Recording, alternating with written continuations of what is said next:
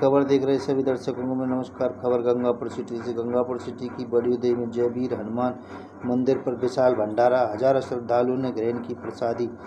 Gangapur city की बड़ी उदय के उदय कला गांव में स्थित जय वीर हनुमान मंदिर प्रांगण में सावन मास के पावन अवसर पर पूर्वी राजपूत मोहल्ला की ओर से विशाल भंडारे का आयोजन किया गया। भंडारे में आसपास के गांवों सहित दूर दराज से पहुंचे हजारों श्रद्धालुओं ने भोजन प्रसादी की।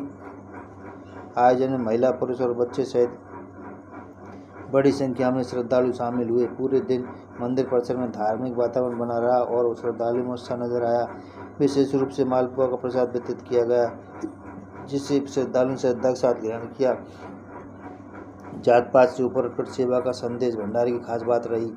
ग्रामीणों ने जात पात और भेदभाव से ऊपर उठकर सामूहिक रूप से सेवा कार्य में भाग लिया। समाज के विभिन्न वर्ग के लोग एकजुट होकर भंडारे की व्यवस्था में जुटे रहे। नवयुवक मंडल के सदस्यों सहित अनेक ग्रामीणों ने श्रद्धा और समर्पण के साथ सेवा में सहयोग किया। ग्रामीणों ने कहा कि धार्मिक आयोजनों के माध्यम से आपसी भाईचारे, सद्भावना और सामाजिक एकता को मजबूत करने का संदेश मिलता है। सेवा और परोपकार को बताया श्रेष्ठ धर्म। आचार्य गिरधर कृष्ण जी महाराज ने श्रीमद् भागवत के दौरान धार्मिक सेवा कार्यों के महोत्सव पर प्रकाश डालते हुए कहा कि जरूरतमंद और श्रद्धालुओं की सेवा पुण्य का कार्य। ऐसे आयोजनों से समाज में प्रेम, सद्भाव और भाईचारे की भावना मजबूत होती है।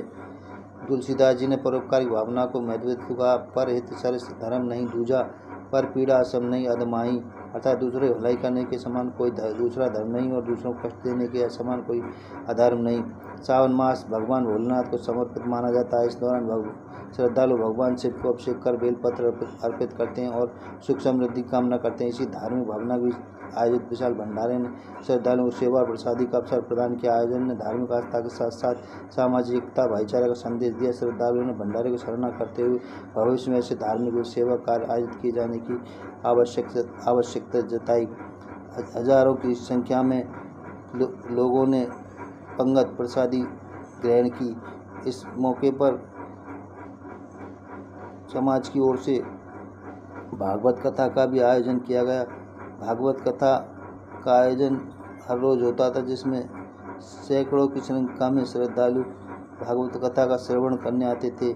और उसके बाद सावन मास और दूसरी भागवत कथा का भंडारा, दोनों ही आयोजन सफलतापूर्वक संपन्न हुए। Bureau report.